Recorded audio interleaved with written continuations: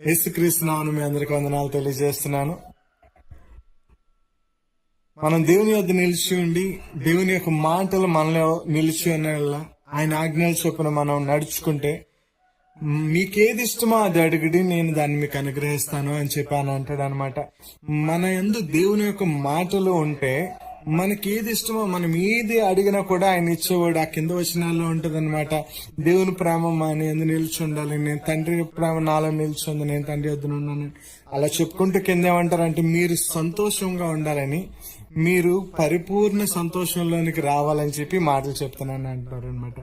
మనం దేవుని యందు నిలిచి ఉండి దేవుని చిత్తం ఏదో మనం చేస్తే ఈ లోకంలోని ఆయన వాక్యం చదువుకుంటా, నువ్వు సేవకుడు కాకపోతే వాక్యం చదువుకొని ప్రార్థన చేసుకుని ఆయన చెప్పింది ఆయన చిత్తం ప్రకారం దేవుడు పరిశుద్ధాత్మ వలన వాక్యం వలన ప్రార్థనల వల్ల వాక్యం వినటం వలన మీకు ఏది అనిపించిందో అది మీరు చేస్తా ఉంటే దేవుని యొక్క చిత్తానుసారంగా దేవుని యొక్క మాటలు నిలిచి ఉంటే దేవుని యొక్క వాక్యం మీలో నిలిచి ఉంటే ఏది ఇష్టమో అది అడగాలి. నీవు అభివృద్ధి పొందాలంటే, ఆశీర్వాదపడాలంటే, సంతోషంగా ఉండాలంటే దేవుని యొక్క మాటలు నీలో నిలిచి ఉండిపోవాలి. ఆ ఆజ్ఞలన్నిటి ప్రకారం నడుచుకోవాలన్నమాట.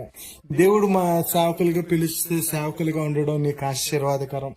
దేవుడు నీకు ఏదైనా చెప్పి ఆ ప్రార్థన చేయమని అంటే నువ్వు వెళ్ళి ప్రార్థన చేయడం వల్ల నీకు ఆశీర్వాదకరం. నువ్వు దేవుడు చెప్పిన తలంపుల ప్రకారం నువ్వు మంచి జాబ్ తీసుకొని వస్తే మీరు సంతోషంగా ఉండి పరిపూర్ణలయ్యి మీరు ధనము కలిగి ఉండటం వల్ల అదే అధ్యాయంలో ఉంటది. మనం ఆస్తిపరులయ్యి బహుగా దేవుని స్తుతిస్తే నిజమైన శిష్యులు అవుతాం అనమాట. పేదరికంగా ఉండి బేదలుగా ఉంటే మనం నిజమైన శిష్యులు అనిపించుకోము. పరీక్షల విషయంలో తప్పితే నేను మాట్లాడుతున్నాను.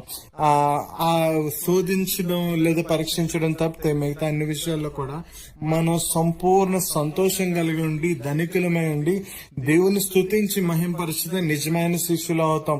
ఇవన్నీ జరగాలంటే మనం సంతోషంగా ఉండాలంటే మనం దేవుని యందు నిల్చుండి దేవుని మాటలు మన యందు నిల్చున్నాడు. మనం ఎవరితో మాట్లాడినప్పుడు అన్ని దేవుని మాట ఒక మాట చెప్తే చాలండి, లేదా దేవుడు చెప్పినట్టు మనం చేస్తే చాలండి.